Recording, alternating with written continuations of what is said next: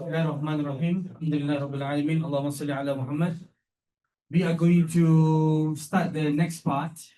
So, ladies and gentlemen, in our experience in many of the seminars before in Pakistan, in US, and a lot of questions coming from this section. Rather than the science perspective, very clear and very dry, very empirical. A lot of questions coming from this side. So what the thing is that Prof. Hashi will deliver his speech, I think, about 40 minutes maximum, 40 to 45 minutes. Then inshallah, you have any questions you can ask while he is here. And if you have any other further questions, I might take over later on, inshallah. Okay. So without further ado, let us invite Prof. Abdurezak Hashi. Please welcome, Sheikh. Bismillahirrahmanirrahim. Can you hear me? Yes. Yes, Prof. Alhamdulillah. Okay. Bismillahirrahmanirrahim. Dr. Awda, Dr. Yusof, the participants of this workshop today, the names of whom I am yet to know, but I will know later on, inshallah. To all of you, Salamullahi alaikum wa rahmatullahi wa barakatuh. And very good morning there in Washington, but very good evening, late evening here in Malaysia. So to all of you, I wish you a good day and happy day. Okay, going to straightforward to my topic. First of all, I'm happy to be part of this session today. I'm supposed to be there with you physically, but due to unforeseen circumstances, I have missed, the chance of being there with you physically and interacting with you, same like what Dr. Yusof is doing. But seeing as you have Dr. Yusof with you there, then I think, yeah, he will represent everyone. Okay, so I think although Dr. Yusof said that majority of the questions come from this section, but it happens that, when he and I are presenting this topic, normally the major part is often covered by him, and I'm always there to support, his discussion. So I'm sure you have listened to his presentation. He has, covered, I think, the major topics of the issue addressed here in this presentation. So if I add my, discussions and I continue from where he stopped, here in this presentation, I'm going to share with you some thoughts and ideas about, the human free will or determinism from Islamic perspective. So the question here is, we already have an issue, right? We always have this issue of whether human beings are free. We have a free will to do whatever that we like to do. And we are there to make, the options of life according to our will, to willfully act and make choices. Or actually, we have no will, rather we actually were being determined by certain forces. We do not know, maybe we don't know, maybe we know, but basically we have no free will, regardless of the forces that are determining or making us, not to have will, to act, right? So when we have that question, is of course that question has been there, it has been an issue, and I'm sure it is an issue now. And probably we assume that it's going to be an issue in the future as well. So when that issue is raised, then, the answers may come from different perspectives, the answers to that question. So some people may look at it or may try to answer it from the perspective of science. Some of the, respondents may respond to this question from a religious perspective or theology perspective. And therefore, as a Muslim, when we want to answer these kind of questions, yeah, then we look into it from different perspective, and one of, then we look at especially from Islamic perspective. So in Islam, this is the question now. In Islam, what Islam says about whether human beings are free or they are determined. Huh? What Islam says about it. That is what we want to highlight in this session, inshallah. Okay, number one, first come first. Someone may say, look, we are being created by God. We are the creation of God, and we believe in the existence of God. Therefore, why should we discuss about this issue? This issue is already settled. Human beings have been created by God, and that's it. Let us believe in that, and then there is no issue at all. Well, actually, there is an issue. There is an issue there. Why? Because when we look into the human nature, let us put it in that way, when we look into the human nature, we notice that, that there are parts of the human actions and behavior where human beings make options or choices. For example, now you come to this session, you join this session, you register it, probably you fill up a form, and then you receive information, and then you decided to join this workshop or this program, and you wanted to join this program. Fine.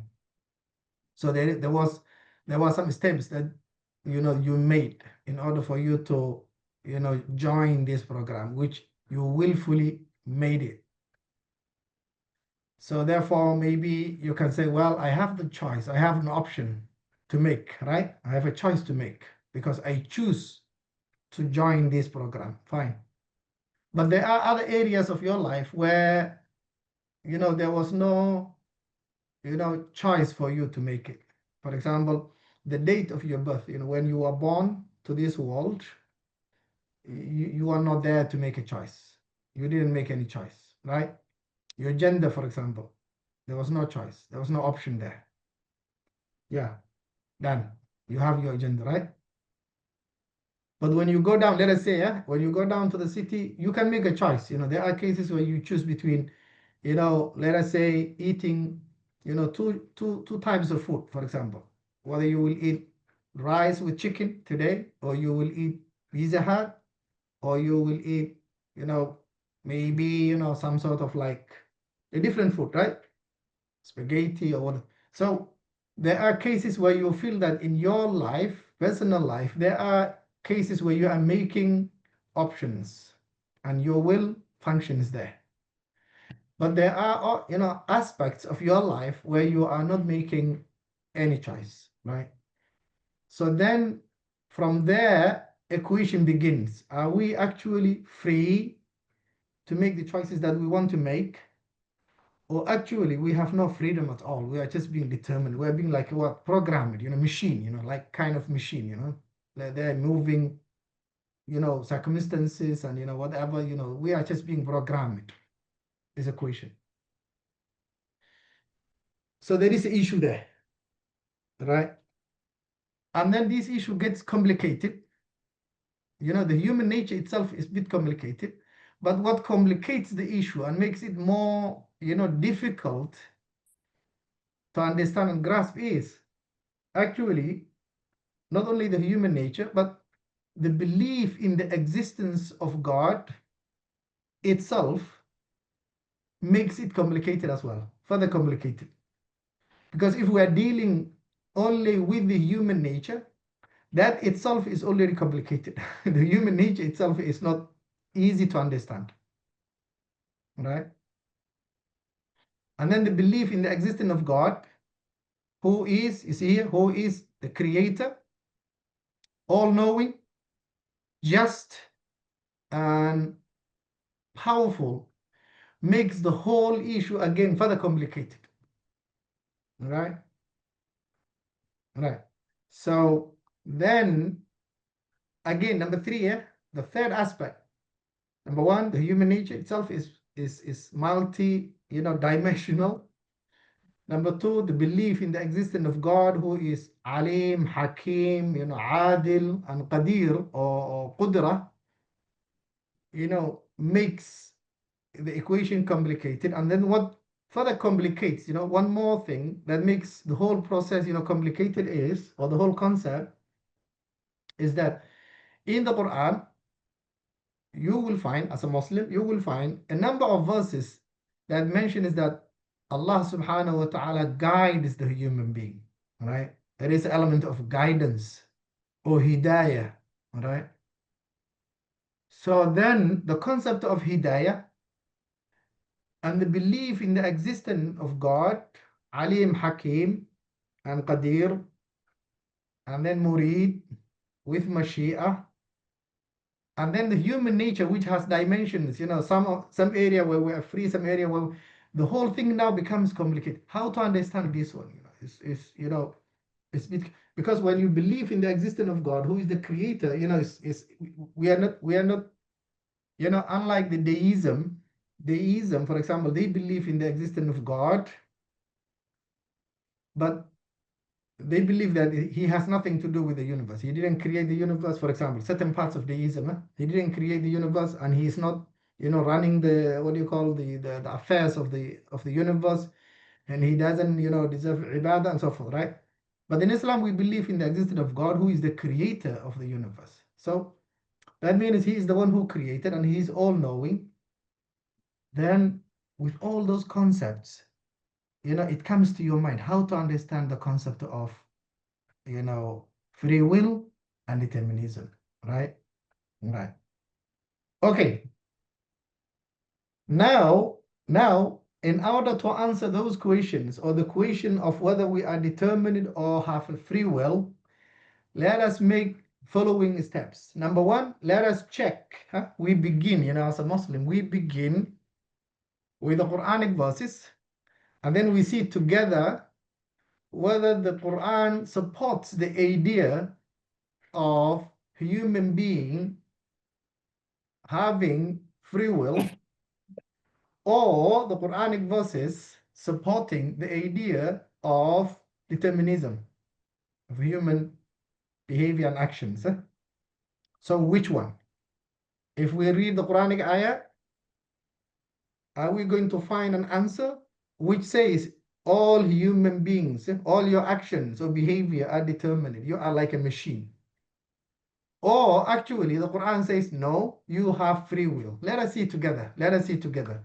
Then we move on to the next level, So number one, when you read certain passages of the Quran, and I'm sure you are, these are some of the Quranic verses that tell us you about the human nature.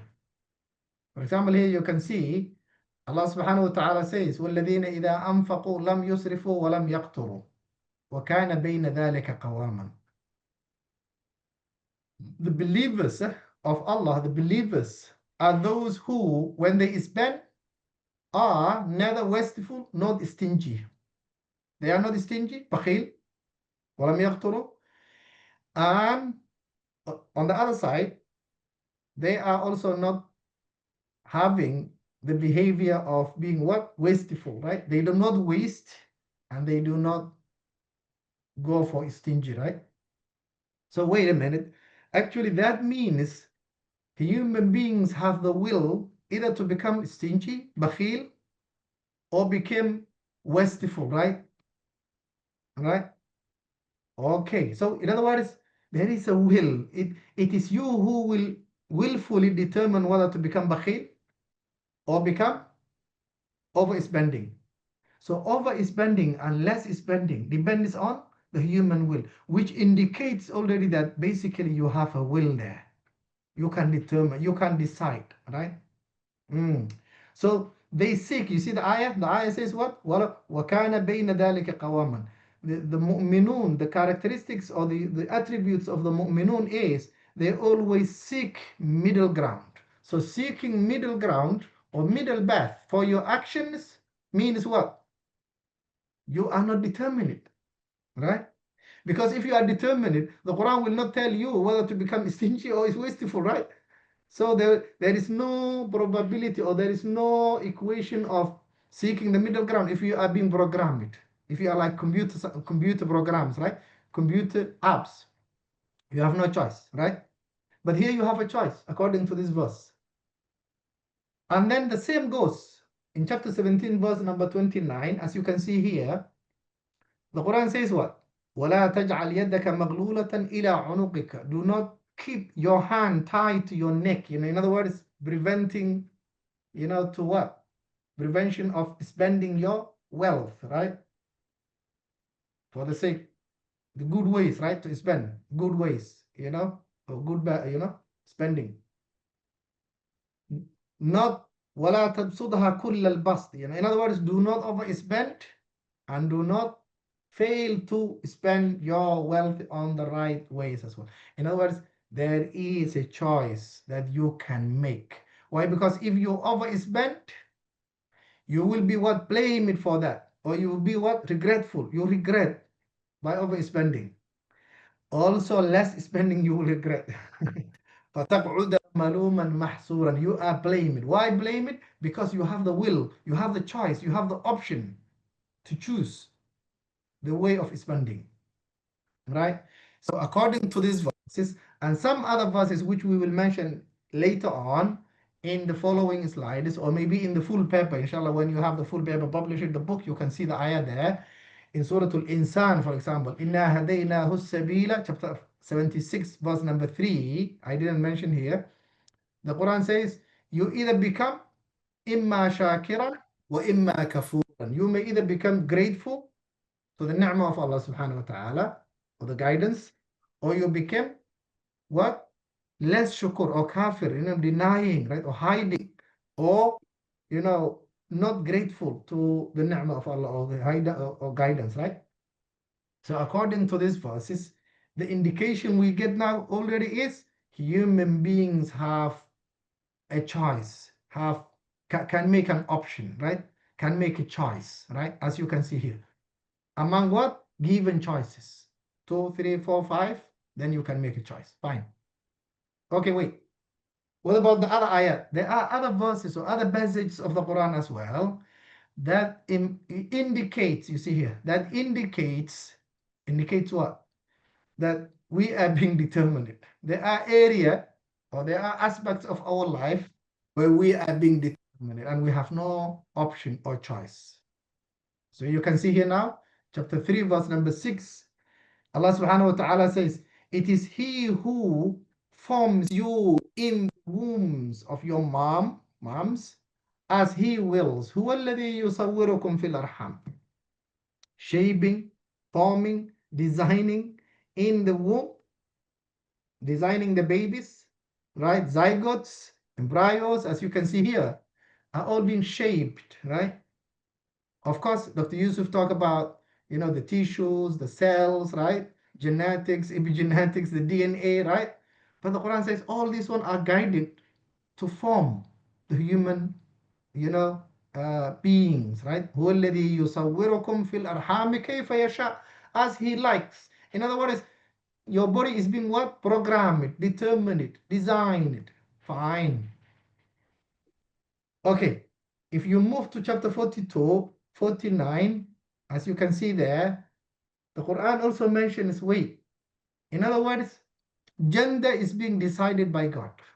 لله ملك السماوات والأرض يخلق ما يشاء. He is the one who creates what He likes.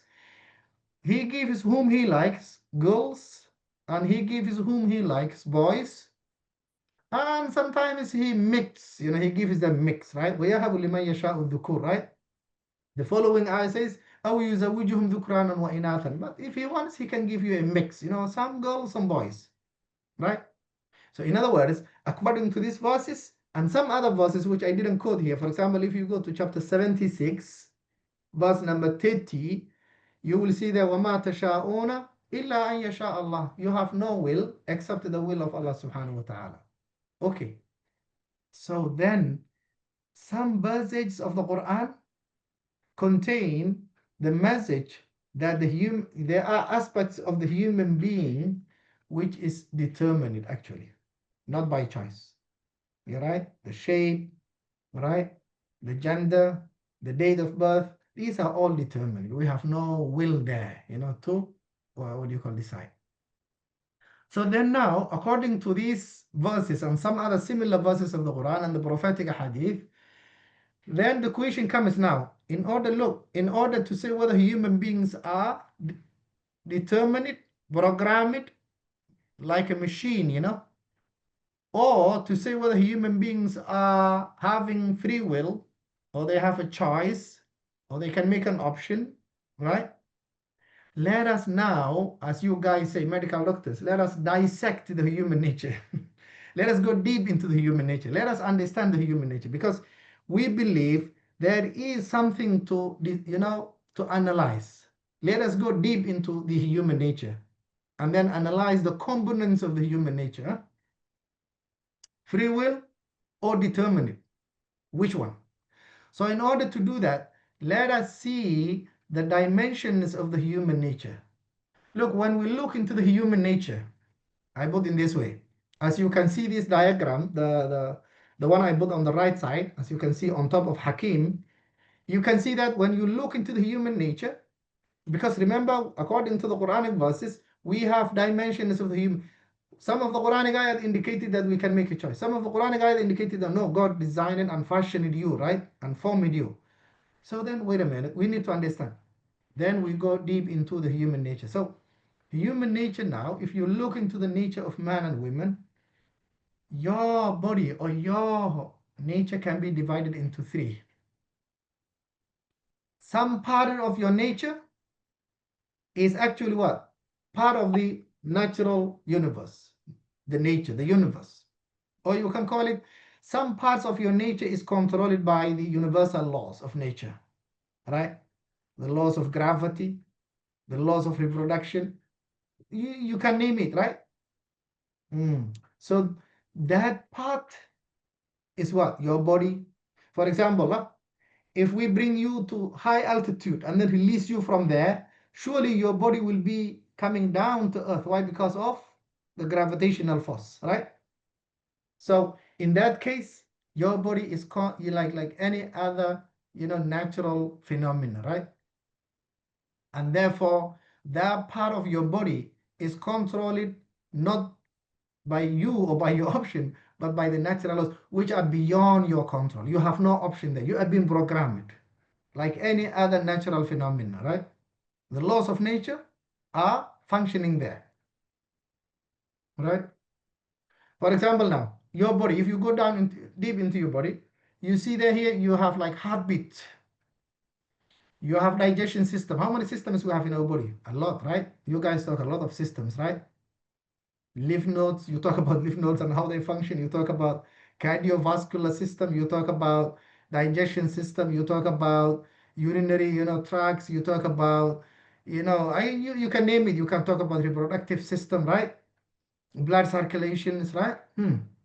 I'm not a medical doctor. I'm just using a layman's language. If I make any mistake there, please you forgive me. Dr. Yusof is the scientist who is supposed to cover that part, right? I'm just stating this. I'm just remembering the layman's language, the systems of the body, right? Think about this. These systems that I mentioned about you, about the human nature, are beyond your control. You cannot now say like, okay, look, when I sleep, I want my heart to sleep. You cannot tell the heartbeats, hey, stop beating now.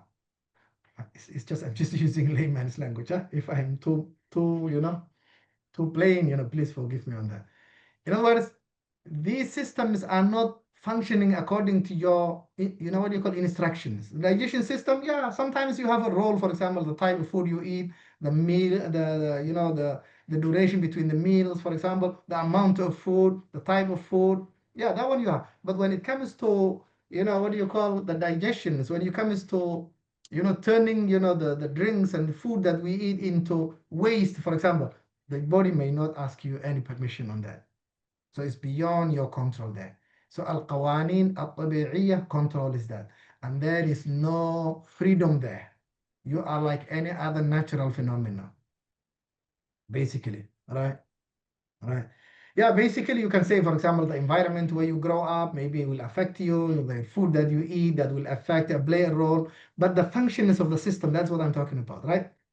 The human beings have no power to create it, nor do they have the power to stop it, right? Unless you want to commit suicide, that's different, and you want to stop your heart beating, right? And blood circulation, that's a different issue, right? Okay, fine. And that is where the Quran says, هو الذي يصوركم في الأرحام. God, it's God who designed you. That's it. God fashioned you in that way. You have no options there. You have no choice there. Right? Fine. Then number two, you have human beings have, you have another side, which is actually the what do you call natural instincts, or the Muslim theologians they call it الجبلات الطبيعية. الجبلات والغرائز الطبيعية, natural instincts, hunger, sexual desire, for example, right? Self-esteem, right? Those are what we call, we have those, abilities or powers, right? Right? Al-Qudurat, right? Or Al-Gharaiz, or Al-Jibilat, call it whatever you like to call, right? So those natural instincts actually are unlearned. They are part, how to say, they are natural, they are part of nature. They are being given to you. You have it. All of us have it. It's not you who is making it, right? It's gifted, given to you. Unlearn it, and they are always what? There, and they seek for fulfillment. They know you always look for fulfilling it, achieving it, right? So this kind of, what do you call ghara'is, they are what? Instincts that are part and parcel of the human nature, right? And they always seek, the human being always seek to fulfill it. Fine. Here, look, having it, you have no power. Human beings have no power to create it, but you can direct it and guide it. The way of fulfilling it, you have a choice to make in the process of achieving or fulfilling it. But you have no option to have it. Hunger is something that's natural, right? Sexual feelings is something that's natural as well. Instinct, natural instinct, right? Desires, right? But how to fulfill it? Which way to achieve it? That one we have a choice. But having it, we have no choice, right? Fine. And you read those ayat, those Quranic verses, you will see a lot there, the examples I quoted for you there. Now, the third aspect of the human nature, now you have what? The natural, what do you call the universal laws, the universal systems that are working in you. Then you have al-ghara'iz al-tabi'iyyah, or natural instincts that are part and parcel of you, which seeks for fulfillment as well.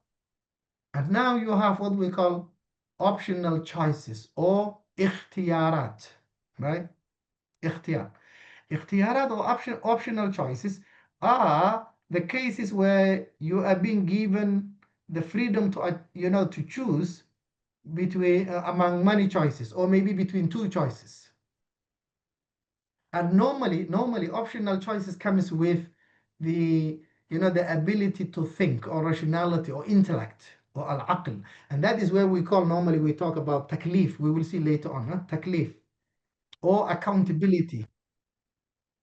Why? Because you have a choice to make between given choices, right?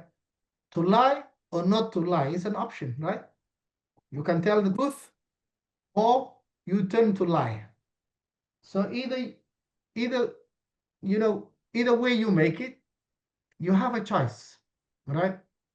So this is what we call al-ikhtiyarat, or al-ikhtiyar, or manat al-taklif, whereby the human intellect is in action, whereby it helps you or guides you to choose the option that you feel comfortable with, or given choices, but whatever the reason, right? Al-taklif, al-aql, al-tamyiz, al-rushd, they have a different names, the Muslim jurists and theologians, right?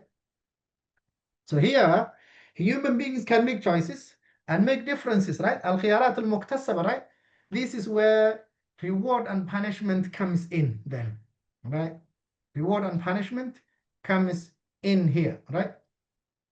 So yeah, if you, let us say, if you commit adultery, then of course punishment is in place, right? You will be accounted for that. If you cheat, if you murder, if you kill, if you rob, yeah, there is an option that you are making, there is an option that you are making, because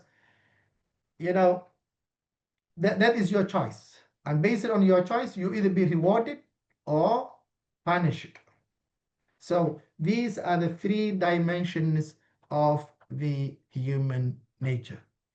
Let me ask you this question, and I hope you have the mic with you. Can you think about other dimensions? Is there any dimension that we are missing? Now we have divided the human nature into three. So let me ask you this question now. Please help, right? Any one of you thinking about any other dimension other than these three? Yeah, anyone wants to recommend? Yes, sir. Oh, I think you're raising your hand. Okay. I can't hear you, Dr. Yusof. Are you there? Yeah, I'm okay. There's one response. Okay, please. What about external will that's imposed on you and not by God? What about the external what? External or constraints that are imposed on you and not by Allah. Or external constraints, right? For example, you are being forcefully, you are being forced to do certain actions. Let us say, okay, if I correctly understand your comment or your question, is that you said that maybe there are cases where somebody acts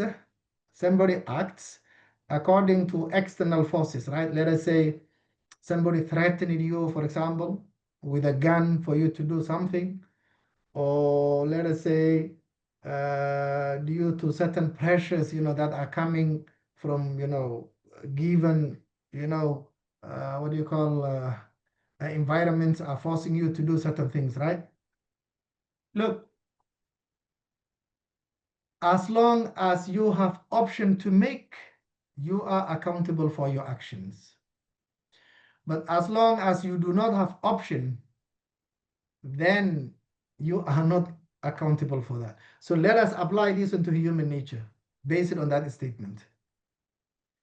Let us say, if you are being, forced to do something with the point of, gun or knife, either you do it or you die. So there is no option there, right? There is no option there, right? So then that is why in Islam, if somebody brings you to court, the first question that you are being asked is, are you being forced to do this? If you say yes, then you have to prove that you are being forced to do this. Then the issue of accountability is now being discussed. Why? Because this was not according to your will, right? But let us say there was no one that is giving you, there's no external force that is forcing you to do, for example, certain actions, or life-threatening, external force that is making you or asking you to do something. But there were some pressures, for example, difficulties, challenges, right? Right? So then it depends on what kind of challenge we are talking about. Is it a challenge that, making you, let us say, not to act according to your will, or actually you are having some challenges or difficulties, but you still have a will or choice to make. So we go into the details, right? And depends on the circumstance, right? But eventually it is you who is making the choice, even though there were some challenges and some problems and some, how to say, obstacles there. So obstacles, challenges, problems, those are not, external forces that are making you, choiceless. No, actually, challenges of life are everywhere, and that's part of taklif, right? To turn challenges into opportunities. That's a different issue and different topic. But if you're talking about forcefully, for example, life-threatening, force, that one is a different issue, right? That one is different because at that time you don't have option. So as long as there is no option for you, then there is no accountability there. But as long as there is an option to make, regardless of the external forces or internal forces or whatever challenges that you're talking about, then it's a different issue. So basically, human beings, either you are natural element, natural phenomena that functions according to the natural laws like reproduction or maybe digestion system or cardiovascular system, purely natural. Or you are talking about instincts where you have these natural desires, but you have a role in guiding them, fulfilling them or achieving them, right? Or directing how you want to achieve your natural instincts. Or the rational, choices that you are making in your life. These three aspects are there. Is there any other question before I move to the next slide? I think, Prof, the question raised is very much related to the next slide. Right? Oh, okay, Yeah. okay, good. Slides on taklif, right? So yeah, inshallah, maybe you can discuss further on that. Inshallah. Okay. Dr. Yusuf, please help me because I'm not there and I cannot, I think the facial impression and seeing the person, face to face, helps a lot to understand the point raised, right? So if I'm missing anything there, please help me to clarify. Huh? So as you can see here, there, I make a note. You see here now, in the Islamic tradition, directing the fulfillment of part B and making the right choices in dimensions C is known as a taklif. Taklif. In other words, what I want to say is, number one, there is no taklif, there is no accountability, there is no choice there, there is no will there, there is no free will there. Number one, A, you have no choice there.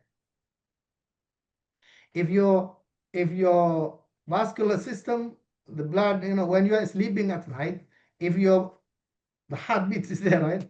If your heart is beating and the vascular system is working and your blood is circulating, you are not accountable for that. You will not be accounted. Hey, when you are sleeping, your heart was beating. Why? You will not be accounted for that. There is no taklif there because that's part of nature, right? Also, no one will, talk about accountability when it comes to why you have the element of hunger, You will not be accounted for that as well. Having hunger or sexual need is in itself is part of nature. Therefore, there is no taklif there. But remember this, fulfilling your desire or your natural instincts, that is where the taklif comes in, the second, aspect or the fulfillment or achieving it, right? But having it is part of nature. Achieving it is not part of nature. It's your choice now, right? Fine.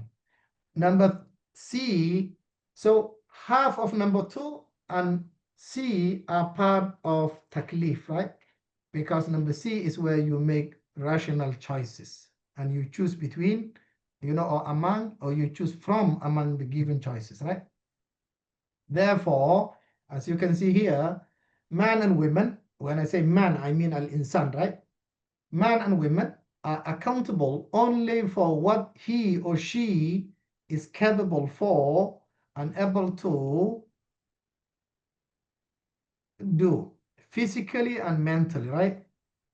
The presence of the faculty of the mind makes the person accountable for their choices. You see, as long as the faculty of the mind is missing or rationality is not there due to, let us say, insane, or let us say due to sleep, or due to, how do you say, age, for example.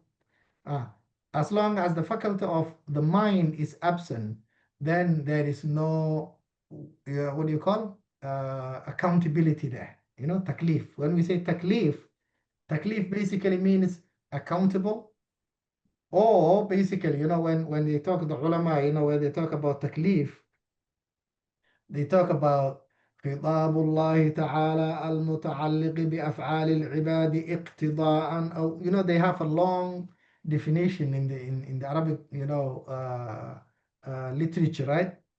But in the English literature, normally they make it very short. They make it accountability. Accountability means the divine demands that are made related to the human actions, or God's speech or God's words that are related to the human actions to fulfill certain duties and avoid certain, what do you call, actions, basically. Right? Either the speech of God or the words of God or the commands of God, but in that way, al-awamir al-ilahiyya or khitabullahi ta'ala, that is telling you to do something or avoid something, or gives you the option or the permissibility, this is halal for you, or this is haram for you, or this is wajib for you. Basically, those are the words, to make it very simple. So when we say mukallaf, we are actually talking someone who is being what? Kullifa, taklifa basically means accountability, heavy, or maybe, or duty bounded, but in that way. You have a duty.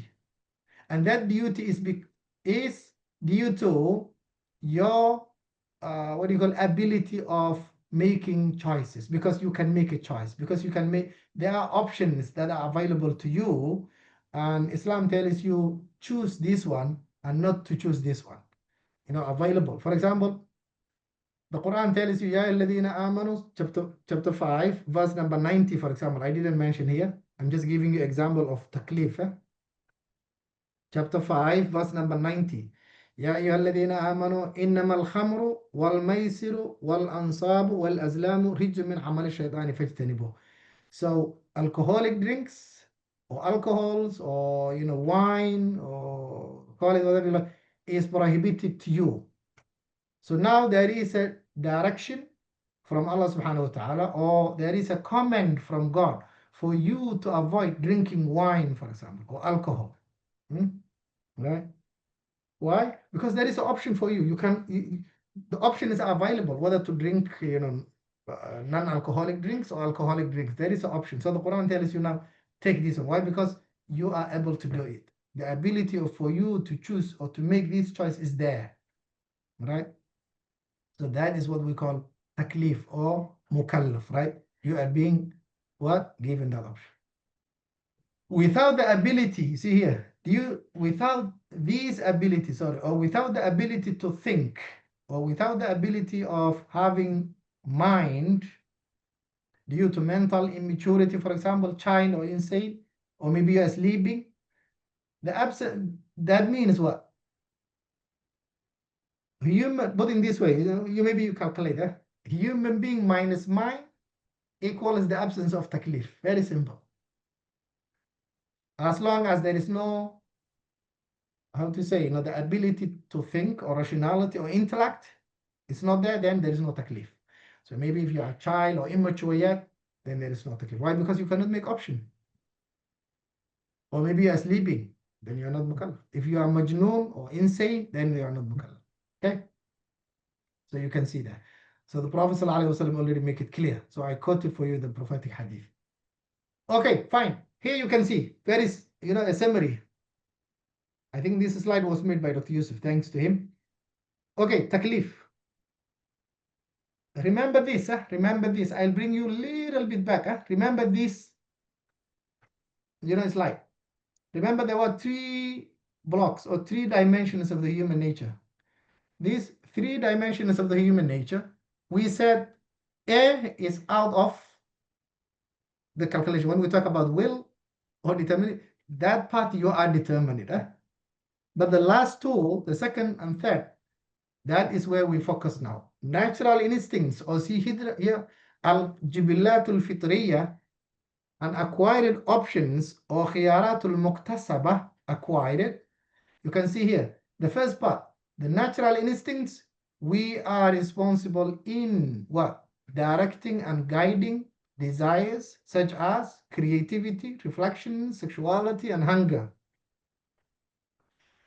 Those are part and parcel of the human nature, those instincts. Having them, we are not given a choice there. We have no choice. We will have those instincts, whether we wanted it or we do not wanted it, right? Right? But where we have the choice and option is, and responsibility is actually where? Is when we are fulfillment of your reflections, whether to think negatively or positively, or whether to think to commit crimes, whether to reflect, on backbiting or gossip of others, right? Right? Sexuality, whether to fulfill it in fornication or adultery or through marriage. Okay, there are options available, right? Hunger, whether to eat halal food or haram food or stolen food, or you buy your food or you steal or you rob. There are options available there, right? Okay, fine. So in that aspect, we are responsible, we are accountable, we have option there, we have a what will there to achieve. On the other side, we have what we call khiyaratul muktasaba. In other words, the decisions that you are making, the the calculations that you are making in achieving your life. So al khiyaratul muktasaba wal jibilat tabi'iyya is where the issue of free will is manifested actually to in relation to human being.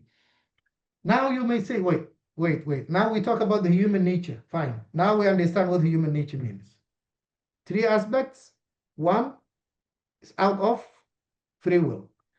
One is half-half. Jibilat al-tabi'iyya is half-half. Having it, we have no option. But fulfilling it, we have option.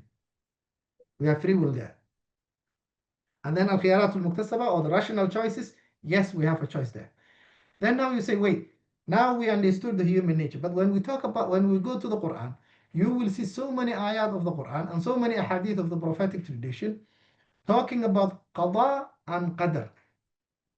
So what is qada and what is qadr as well? Right? Qada in Arabic, you can translate it as a what? Judgment. Right? But generally, literally, qada basically means judgment.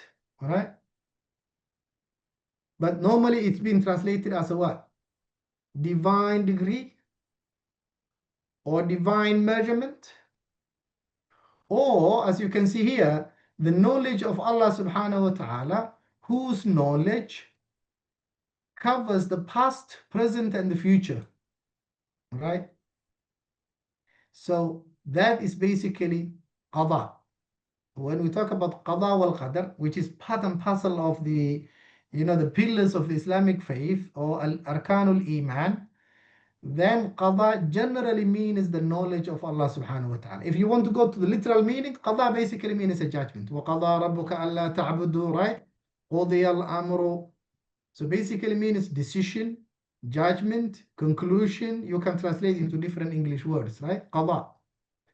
But generally, when we're talking about this kind of theological debate, qada means the knowledge of Allah that covers what happened before, what's happening now, and what's going to happen in the future. Covers everything. The knowledge of Allah subhanahu wa ta'ala. Why? Because God is alim. Khalas, finish. Everything is within His knowledge. Right? So you can see here the events and conditions of the entire universe are covered by His eternal knowledge before things happen, and events that are going to take place in the future. Before they happen, after they happen, and while they are happening, everything is within His knowledge. And you remember Surah Al-Jinn, that's about, I think, 70, 73, 74, the last verse of Surah Al-Jinn. وَأَحَاطَ بِكُلِّ شَيْءٍ عِلْمًا. Allah subhanahu wa ta'ala says, right? لِيَعْلَمَ أَنْ قَدَ بَلَغُوا رِسَالَاتِ رَبِّهِمْ وَأَحَاطَ بِمَا لَدَيْهِمْ وَأَحْصَى كُلَّ شَيْءٍ عَدَدًا. Sorry, the previous one I quoted wrongly. وَأَحْصَى كُلَّ شَيْءٍ عَدَدًا.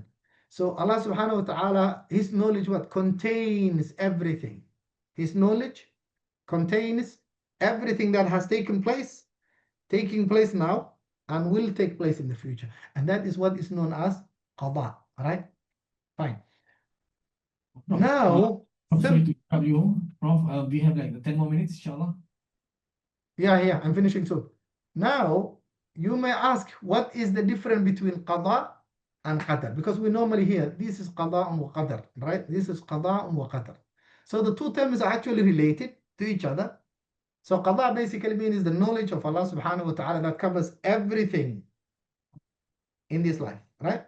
Or everything, couldn't this life or life after, everything, right?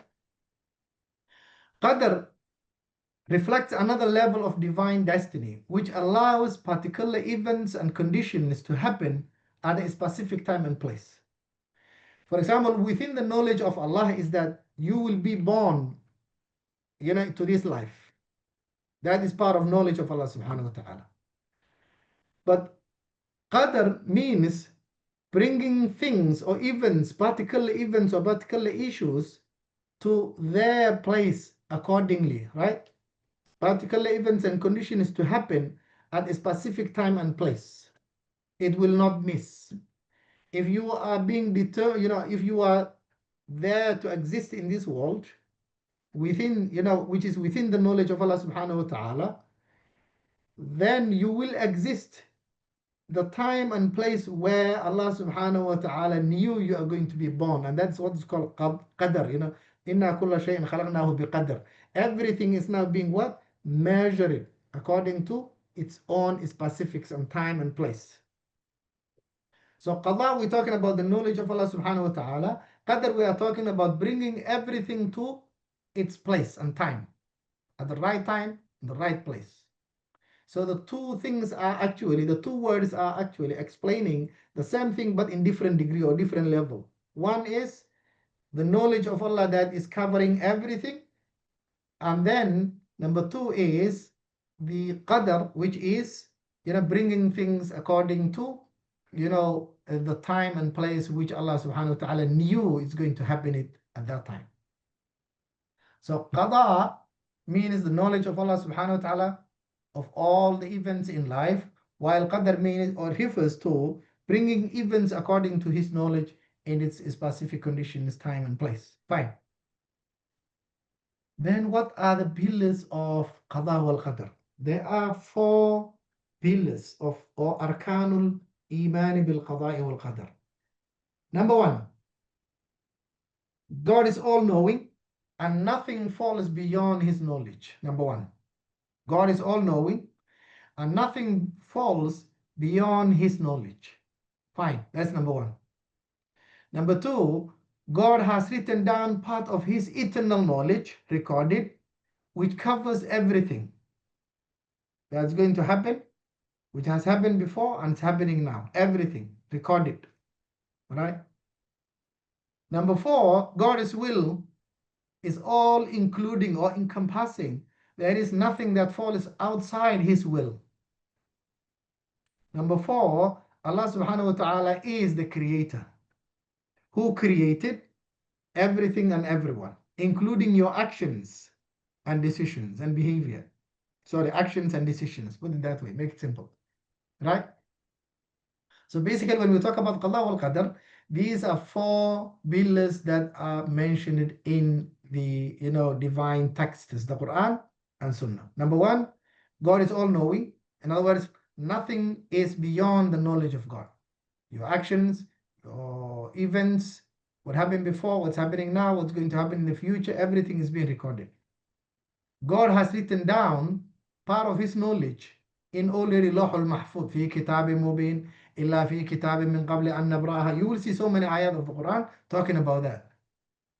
And then God's will covers everything as well. Mashi'atullah covers everything as well. And then God created. So now, when you see these 4 dimensions, this is the question I want to raise to you. When you see these 4, elements or 4 pillars of qada wal qadar, what comes to your mind? You feel like, wait a minute, based on these 4 pillars of qada and qadar, or the divine decree,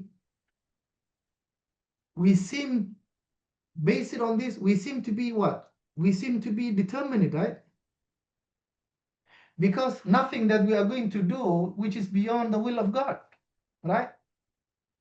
Right? We will see when we debate. inshallah, when we discuss about the Muslim theologians and how they explain these ayat and how they explain these arkanul, qada wal qadr, we will see together. Why? Because when you look into these 4 pillars of qada wal qadr, immediately what comes to your mind is, wait, we have no choice, we have no will. Why? Because everything is now being written down. Number 2, for example, God has written down everything. So what else you want? In other words, all that I'm doing is being determined by God.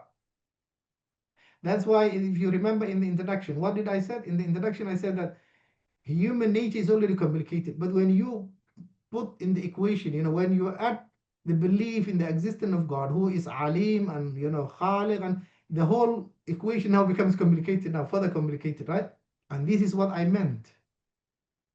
Because based on these 4 elements, then you can see that the human nature is now being what? God has written down everything before we are born. Okay, let us see here together. The question here is how Muslim theologians interpreted this ayat.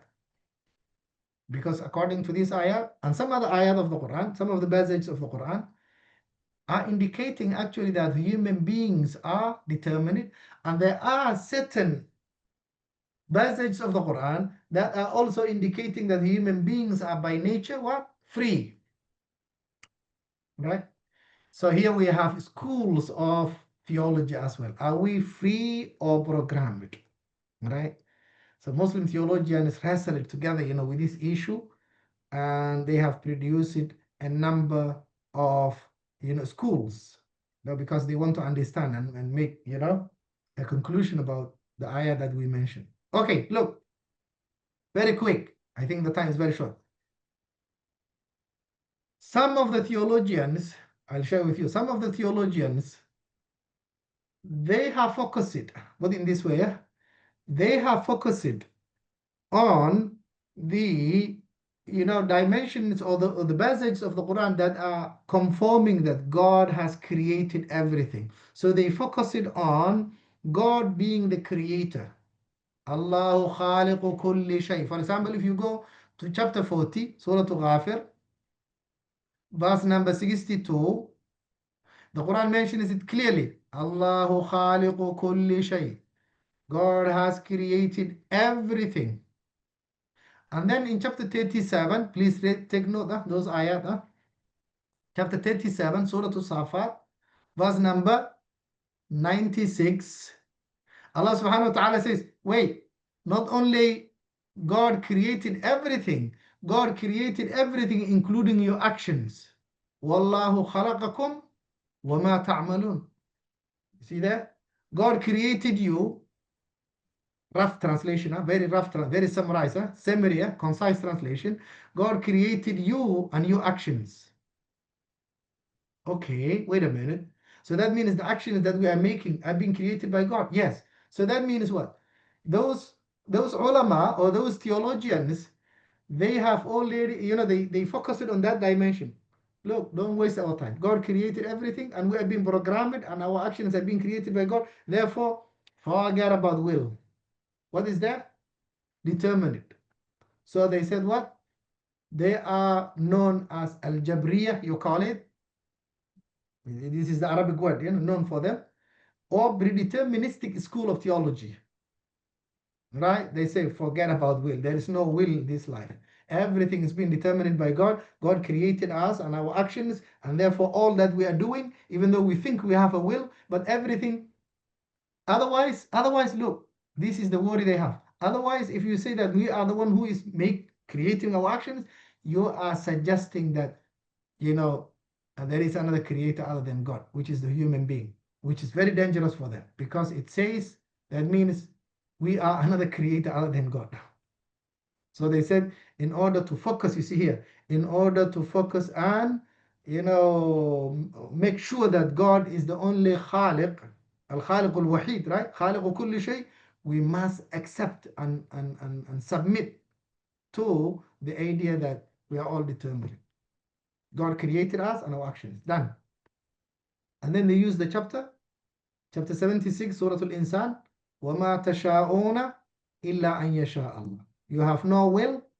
that is beyond the will of God. Your will is not beyond the will of God. Whatever you will, the will of God is above your will. So according to that, they said human beings are determinate. So then what happens? You know what happened there? Then we have no responsibility, no more responsibility, no more accountability. People may commit crime, and then when you ask them, they will simply tell you, it's not me, don't blame me. It is God who created the crime. It is God who make the action. It is God who murdered. It's God who committed adultery. Astaghfirullah al-azim, right? So that is the conclusion. Very dangerous conclusion, right? Okay.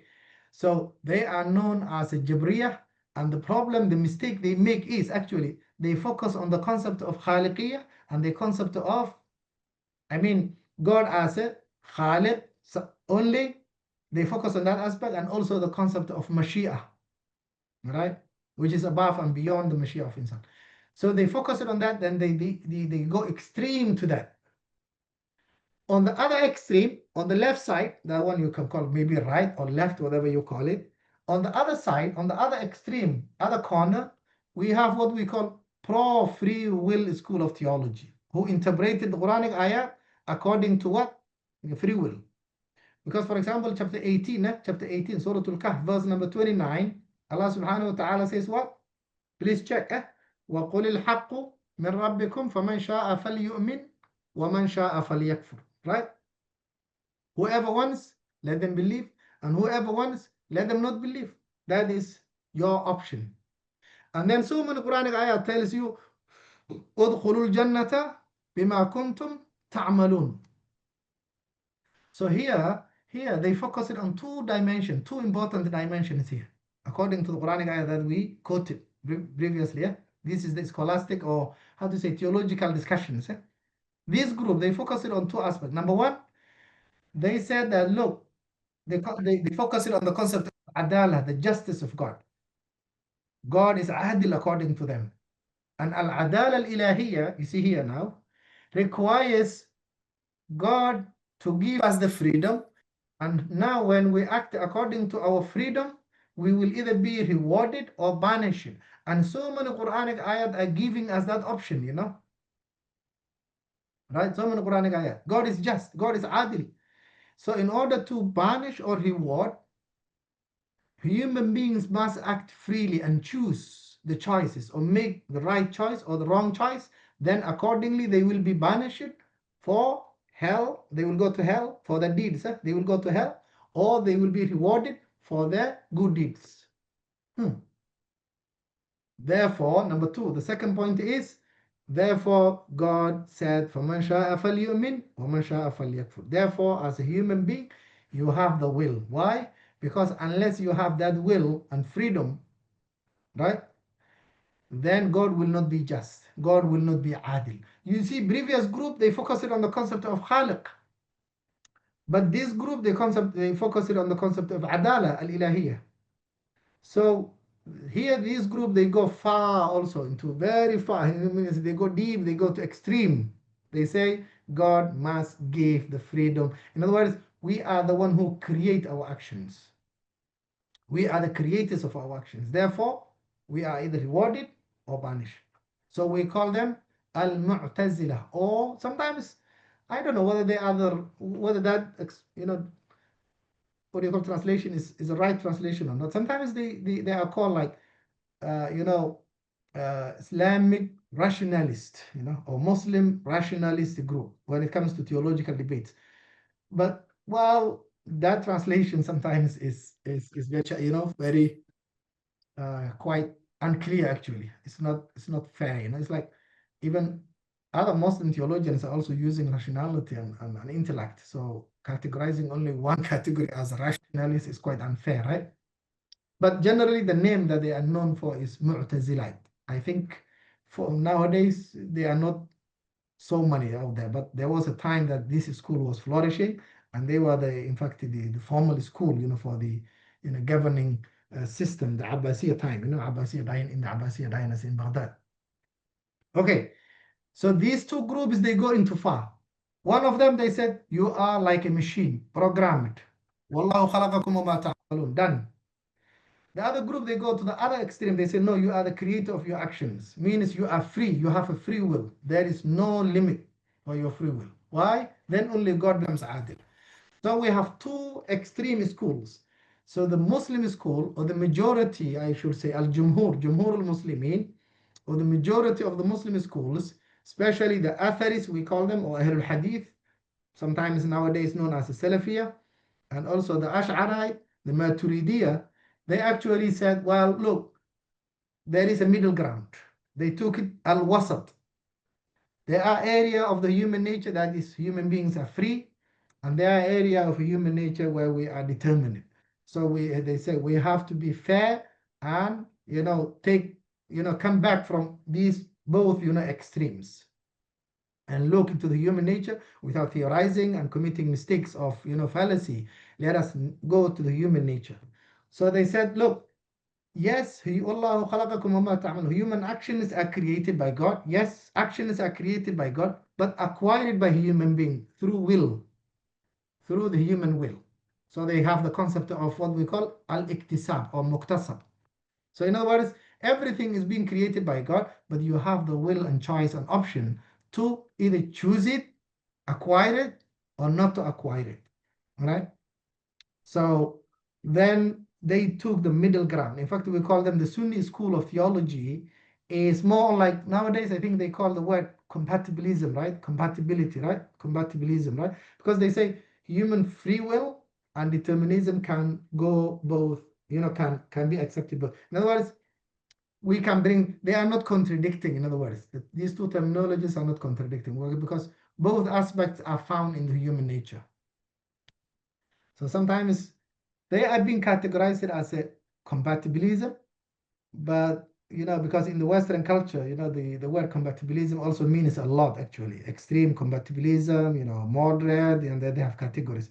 So the word compatibilism, in fact, is sometimes also debatable, to explain Muslim, Sunni school of theology, but basically it's very close to that kind of compatibilism, right?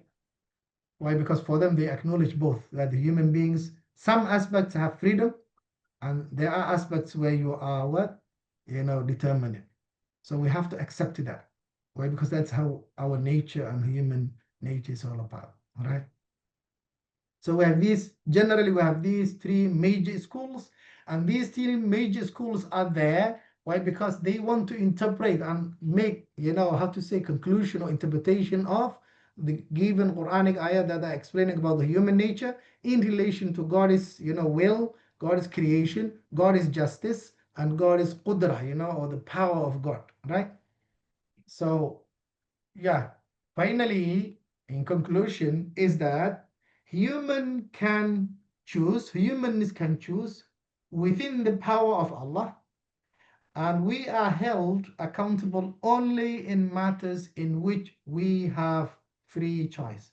So always I bring you back, before I hand over to Dr. Yusof, I bring you back to this slide.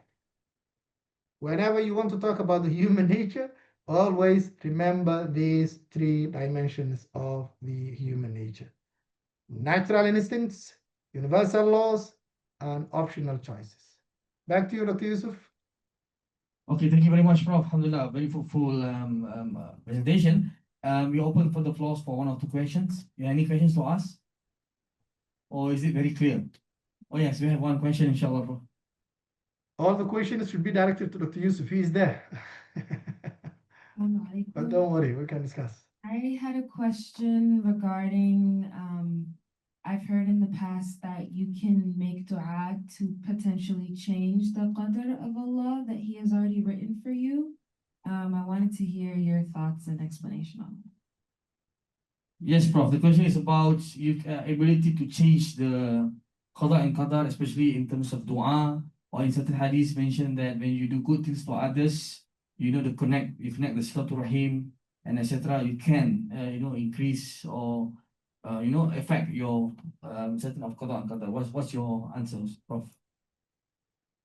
Well, to be honest, I'm still reading that concept because, the Quranic ayah makes it clear, that, Allah, how to say, إن كل شيء خلقناه بقدر, إلا في كتاب من قبل أن نبراها. But at the same time, this hadith informs or states that, the dua has a power, to change the divine decree. So I already informed Dr. Yusuf, I'm still reading, to come up with certain form of conclusion. And I have seen the ulama making a lot of discussions on that. So, but what I know is, yeah, the hadith is authentic and hadith is there, and the Quranic ayat are also there. But I am also reading. I have no specific answer on that for now, unless Dr. Yusuf want to help me and have some answers on that. Just not to really add up, but just to give a dimension of scholarly interpretation on that, because they were saying that, especially when it talks about qadar, the written record, there are something that known to Allah alone, and there are something known to the malaika. So, and you know that the night of qadar is already always really revealed to the malaika. So, what the changes are referring to the records on the malaika, not the one being in Lawh Mahfuz. So, in the Lawh Mahfuz only Allah knows, which is the 4 principles mentioned. But there are certain things that to the malaika, they have the information being given to them, that can be changed. So that dua or anything that you do are referring to the change in there, because there's a discussion on the takdir of mubram and takdir mu'allaq, especially in Ash'ari methodology. But we're not discussing that in detail. But just to give some idea, this is much more on the mechanism itself. But your questions are valid and good, mashallah. Okay? Yes. I think that Ibn Taymiyyah said, there are 2 kinds of qadar. One is that Allah subhanahu wa ta'ala wrote, it cannot be changed in Lawh Mahfuz, and the other is that when you do dua, that is also written, right? You are doing something, it's an action. So that has a qadar too. Yes. So two kinds of qadar. Yeah.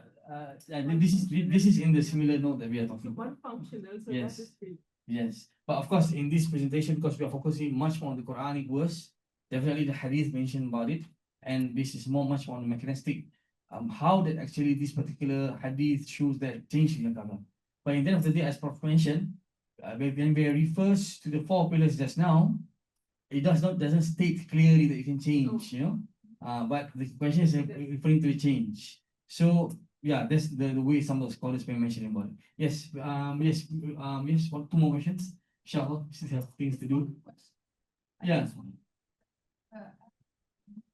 In Surah Ghafir, that says, وَقَالَ رَبُّكُمْ ادْعُونِي أَسْتَجِبْ لَكُمْ. So that confirms that Allah subhanahu wa ta'ala responds to the sincere dua. Yes. And they agree with Is that. it not? The question is that not whether Allah's ability to respond to dua, but can dua change the takbir? Okay, then, yes. Related question, but I think there's a hadith about, and this actually connects to what you're saying about the angels, that they write your death time and but then they also write down where you'll end up, right? So how does that play out in terms of like if our actions are what garner Allah's mercy, then how is that already predetermined where we will end up, and then how could that change based on like our actual life? So, Prof, you got the question, Prof? Can you repeat?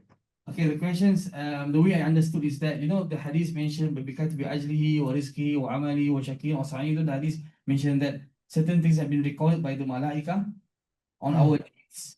Then, how is it possible for humans doing certain deeds? Because it seems to suggest that it's been determined by the malaika, for example. Any response, Prof? Okay, so this is the way I understand it. The question is still related to the concept of changing the qadar, right? The qadar, right? Some things that as if suggesting the malaika write something that already been determined to them. So which means like, like maybe it's related to the second pillars, whatever has been written in the record, right?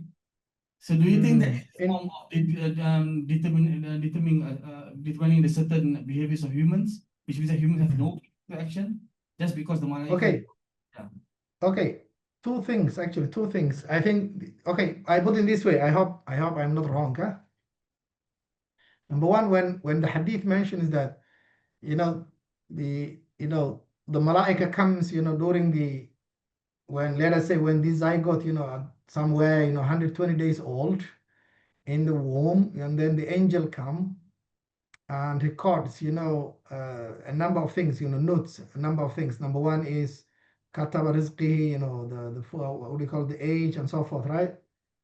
So when that hadith mentions that kind of teaching, actually, the ulama says that what the angel is documenting is what is already being written down for this individual. There is no contradiction between what is being documented there and what God has already, knew when this baby was not yet even in to begin with, right? So when the Quran says whatever that you are doing is now illa fi kitabin min qabli an nabraha, it's already in the Lawh al-Mahfuz, yeah, which is confirmed in the Quran. And then the hadith says that it's been documented. That documentation and what is already in the Lawh al-Mahfuz are in accordance, right? They are not contradicting. That's number one. The second dimension is whether those documentations can change because of dua. That is another level, right? Yeah, agreeable, Prof. That is the first question actually. Okay, Prof.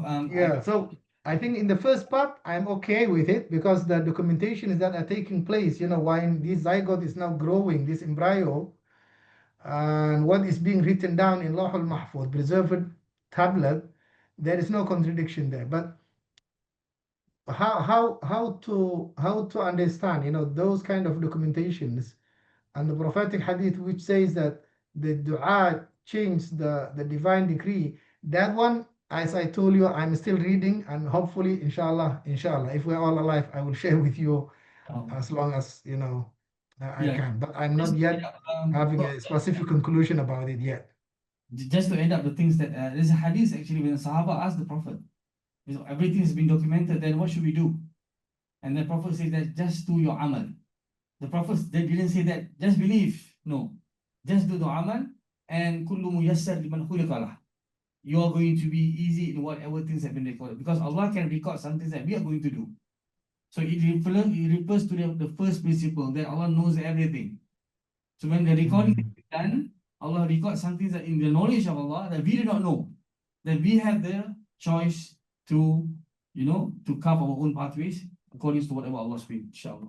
Okay, we still have Dr. Yusuf, Yeah. Yusuf, if I may add, Yeah. now this is not a new information. Excuse me, my sisters and brothers. I want to bring your attention also to another question which I am now searching. I have to put in that way. I'm still reading, and hopefully I will share with you my readings later.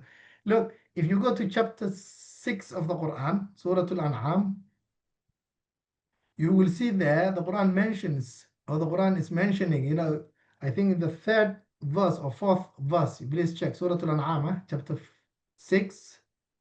Allah subhanahu wa ta'ala says, هو الذي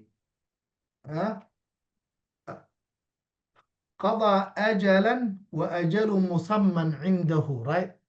هو الذي قضى أجلا وأجل مسمى عنده, right? It is God who decreed and documented or destined you, right? For, I think that is the second ayah, right? Second ayah of Surah Al-An'am.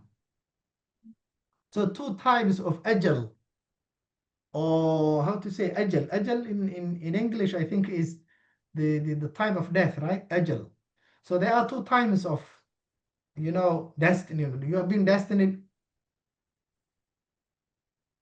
Because look, we believe that when your ajal comes, you will die. The date of your death is the day of your, that is the day of your ajal, right?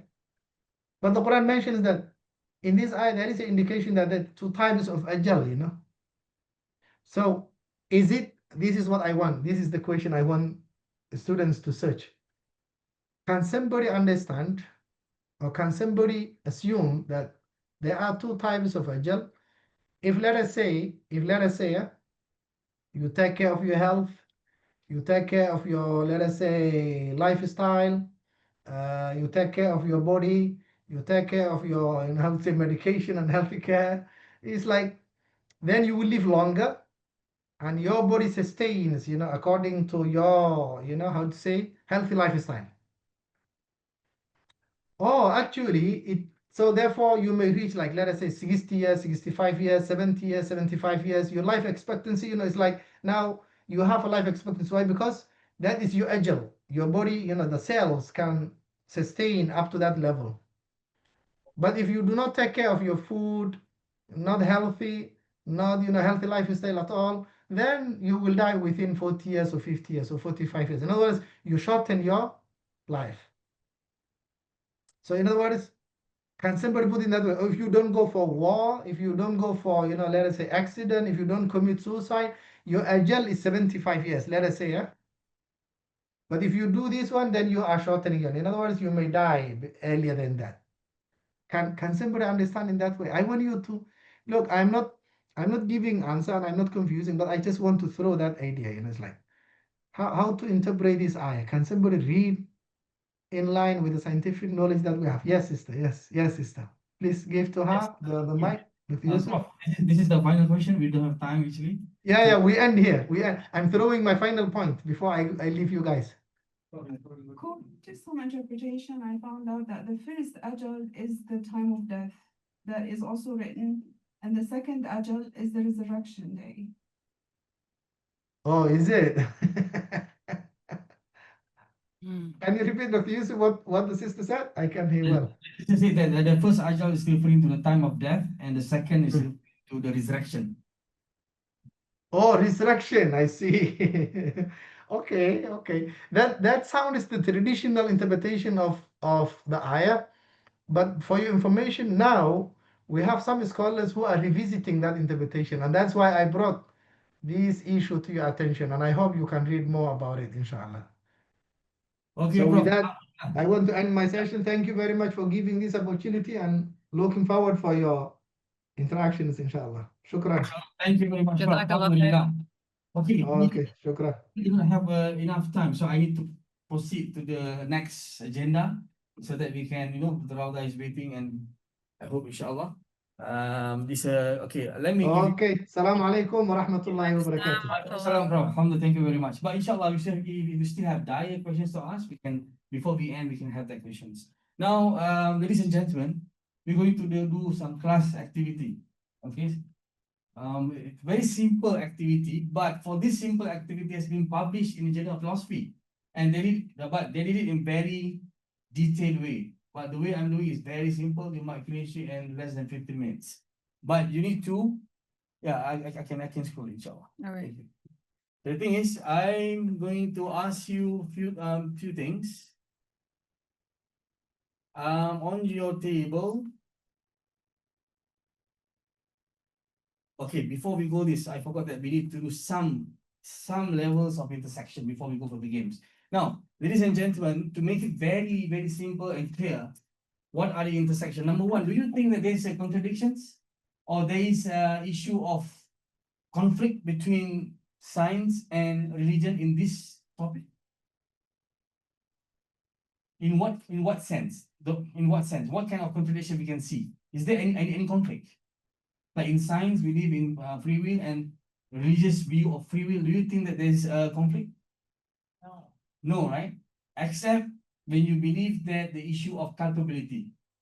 Right? For example, we mentioned about the anecdotes when that Mr. A says that whatever I do because of my genes. So without that is why that's the relevance when Prof mentioned about the issue of taklif. And another view, for example, you have a bad thoughts. Something goes to your bad thoughts. It can be anything. Is it considered as haram? No. Is under which category? The B category. Something that comes to your thoughts, but if you guide it or remove it, expel it, you're not going to be responsible for it. But if you support it, then you're going to have a problem. Now, let us apply in reality. Some of us, na'uzubillah, have the bad thoughts. Even there's so many bad thoughts, like having affairs, and having extra marital affairs, even same-sex attractions. When you have that thoughts in your mind and you repel it, you're going to be rewarded. But if you follow it and you say that, no, this is my genes, I can't do anything, then you're going to have a problem with it. That is why you see the discussion on this. Many of the classical texts do not mention about these things. Alhamdulillah, Prof. Hashi made a second and third category to make it easy for us to understand. There are certain things like in our mind, which is we not having control of it, but we can repair it.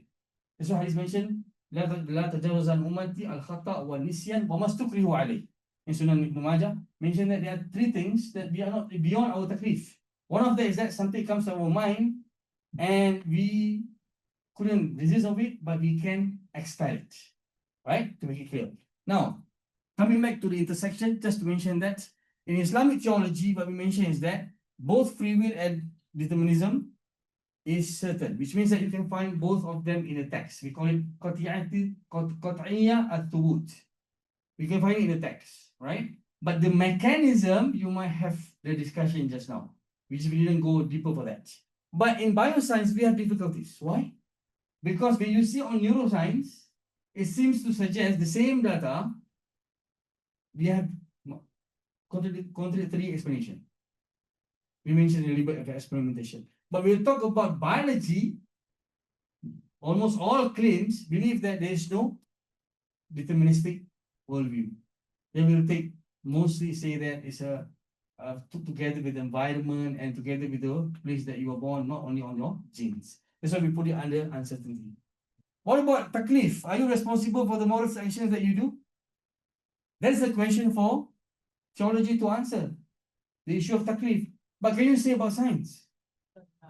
Doesn't matter, because the thing is, you can learn how to make a weapon, for example, all the technology of the weapons, but how to use the weapon, can science tell you?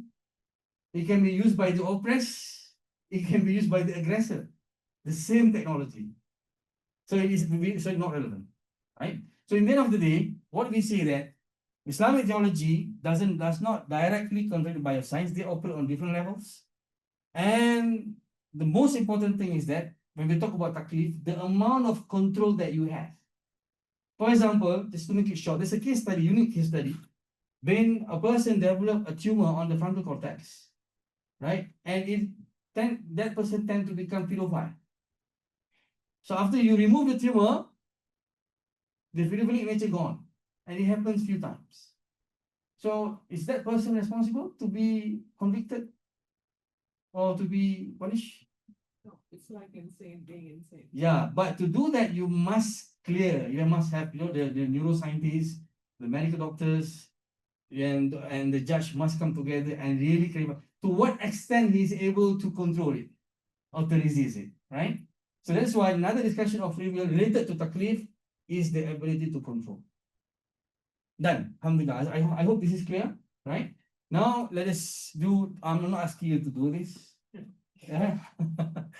Even your might be stressful for the 1 hour. Don't do this. We did it in a team last time, but now I try myself to do individually. We'll see what's going to happen, right? This is what we call the game of life. The game of life actually is developed by John Conway in 1970 or 1960s. It's a simulation. It's a simulation by mathematical science. They do some simulation, and this simulation can go forever until it stops when it follows the rule. Simple rule. I know you're not going to understand it clearly. Just make it very simple. The rules. There's rule on your table. For example, there's a grid. We can see later on. There's a grid here. There's a grid. You can switch. You just log on now with your smartphone. Oh. Yeah, play game of life. So you can see that there's a grid. So inside the grid, you will see a blocks, the yellow blocks, right? So what happened is that if you are putting, later I will explain how to do it. When you put in the blocks together, each cell, which one or no neighbor cells, it will die. So when you run this simulation, it will die. That's the first rule. The second rule is that when you have one cell with more neighbors, you're also going to die because of overpopulation. You maybe gossiping each other, killing each other. And the third thing is that when you have each cell with 2 or 3 neighbors, you survive. And finally, if there's a space that is empty or unpopulated, then each cell with 3 neighbors become populated. I know it's a bit like, what is this? What is all these rules? Okay, that is fine. Okay. Just to mention is that this is a simulation. You can run the simulation and you can see certain patterns.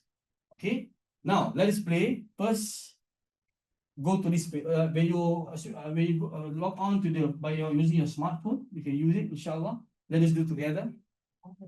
Yeah. Game of life. Do we hit start? Yeah. No. Follow my instruction. Okay. You must follow my instruction one by one. Okay? Okay. So all of you can see this interface, right? Right? But Okay. it looks different.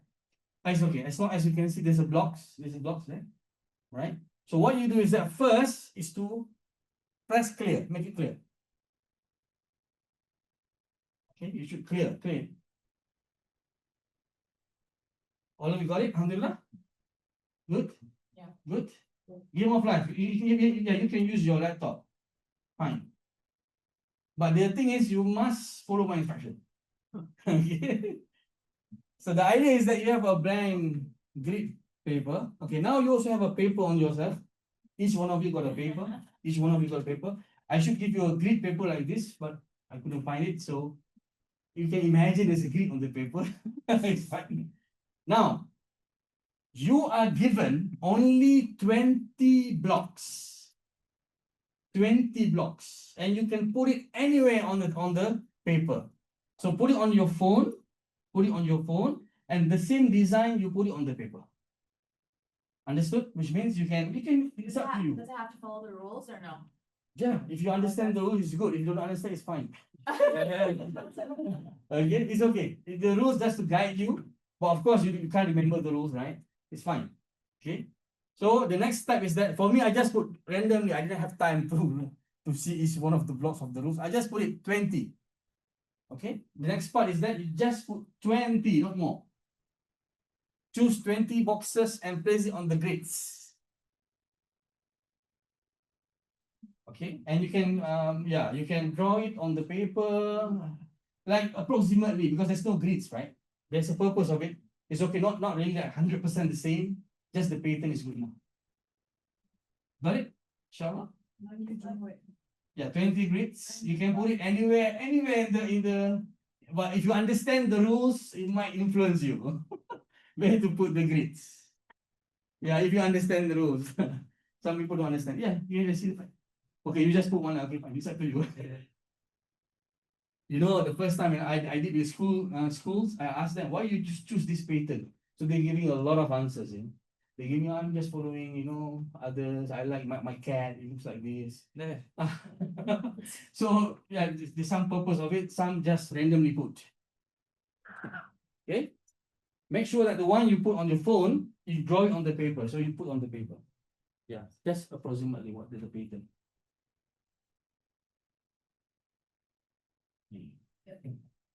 Okay, let's say you put it wrongly, you can press it again, you've gone and you can put it again. Let's say you want to change. Yeah. It's up to you. Okay. But you already done it. You must follow my instruction. You already done it. You do it again. You can stop and clear it again. You can stop. Then just put it 20. Yeah, only 20 boxes, right? You have your phone? This paper you put on the paper. Approximately. That's a lot more than 2 minutes. Got it? Alhamdulillah.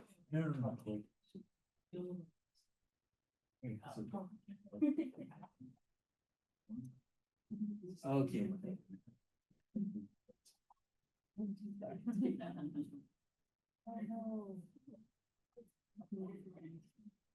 Okay. It's okay. Just approximately, that's fine. Done? Okay, if you're following my instruction, you're not going to do anything yet. Some of you have done it. Okay. Done? Okay. Everybody? Clear? Yeah, okay. Now you must listen to me carefully, okay? You are going to start the simulation. Don't start first. I will count until 20. Then you will stop. So your job just to press start and press stop. That's it. But don't do it. Wait first, I'll give you the count. So once I give you a count, 1, 2, 3, start, you start. And when I say stop, you stop. That's it. Don't do anything else. So, okay, at the moment, all of you got certain patterns, right? Good, okay. Okay, get ready. 1, to start.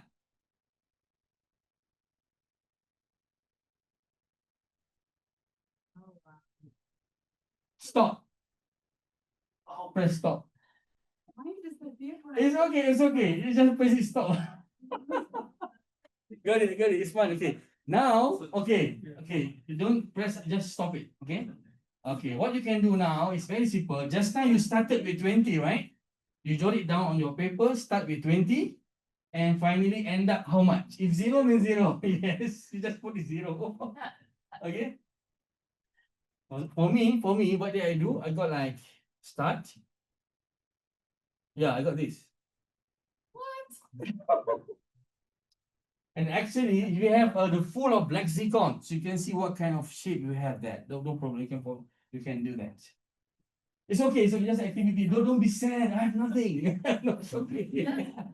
You know why? A lot of you got nothing because you put one side. You remember the rules? Yeah. If the rules like only one, you get the next simulation you die. Yeah. Okay. Yeah. Yeah. Oh, But it's okay. So I just want. Okay, but why I'm doing that? Because I want to see pre and post. Right. So the pre one before the one you write it on the paper. The post is the one already on your phone. Okay. Simple. Now we can go further, but make it very simple. The first question I want to ask in this game, what things that's beyond your control? You have nothing to control beyond it. What is it? The number of. The rules, yes, the rules. The rules you cannot control is there. Next. The movement, like where it's Okay, the movement, the simulation, cause and effect. Then The amount of time you gave us. yes, the amount of time. Yeah, I say 20 seconds, 20 seconds. Then Size of the grid. size of the grid. Then the number of the grid. Number. Okay, what things that you can control? Where you place it. Yes, where you how place it. what. Okay, either you know or you do not know, right? And finally, some of you get high numbers, more numbers. Some of you get nothing. It's fine. So, okay, what we want to reflect now? First of all, this game does not really reflect the whole idea of life, but it gives some ideas to us. There are certain things in life that is out of our control. Our birth, I think I mentioned by Prof. Hashi, right? But we live to it. We take decisions. Sometimes we know the rules. Sometimes we do not know the rules, right? But in Islam, the good thing is that when Allah asks you to do some things, if you do not know, or let's say you did something wrong, but you do not know, then you are absence of taklif. But in this game, there's no taklif, right? And eventually, some of you got high numbers or low number. It can be either you get rewarded or punishment. For example, I'm not saying 100%, right? So if with the students, we do it slowly, one by one. Just want to show that, mashallah, in our life, there are things that we control. For example, you mentioned about the cause and effect, the stimulation. Stimulation goes on. No, this stimulation can go out infinity. If it follows the rule, it doesn't stop. you can do it again. Yeah, you can do it again and again. It's fine, okay? Okay, some of you might start early, not because you want to disobey, maybe you don't understand, right? So similarly, in our life, certain things that happens to us, we might understand, we're not going to understand fully. Right. What's the correct answer? There's no correct answer for this. It depends on what type of pattern you put. But let's say if you know the rules properly, you are like mathematicians, mentalists, you can predict what happen next. You can get a very good, you can press lexicon, you can see wonderful, there's a dictionary of it. So this is a test of what? This is actually used by the computer engineering for other purposes, but I took it for the sake of game. Okay, and there's a paper published on this, but they have a lot of philosophical assumptions. We're not going to do that. My Just- question yeah, is, yeah. what does it test your ability in? You mean for this topic? Yeah, what does it test? That's the one. Ability. Yeah, that's the one I mentioned to you. I want to mention there are certain things that you control. There are certain things that you out of your control, Oh, I see. and the reward and the punishment part. Right? Just want to refer. Of course, it's not the same. It's very difficult to play Qadar and Qadar game. Okay, alhamdulillah, that's all for me. But before I conclude, is there any questions to ask before I conclude? This is a very simple topic actually. Just want to mention, to conclude, ladies and gentlemen, You know, I think Prof Hashi did mention this. Very good. When we mention about qada and qadar, we know that we have free will. We know that things that been created by Allah, but we do not know the specific mechanism how the free will works. Right? Then that is fine. That is fine. This is a similar discussion with the discussion by the Ruh by Dr. Maksud. So there are certain things that you know it exists, but you don't know the mechanism. For example, your inner voice. It's very scary if you can know what other people's thought in their heart. Right? But you know inner voice exists based on retrospection. The amount of love that you give to your parents, can you quantify it? You can talk about your hormones and everything, oxytocin, you can talk about it. But at the end of the day, do you really, can you quantify it? There are certain things that existed, we know, but we couldn't quantify. Similarly, there are mechanisms. That is why certain scholars are in the past, they stop this issue. They don't want us to go deep. وَلَا تَعَمُّقْ فِيهَا. Do not go deep. Why? Not because of the thing is like mysterious. No, because our mind cannot grasp it. That's why the first principle that Allah knows everything. Because Allah knows past, present, and future. We do not know. Right? And there's certain things that we know, the thing is good, but it's not good for us. And there's certain things bad, but it's good for us. Because Allah knows past, present, and future.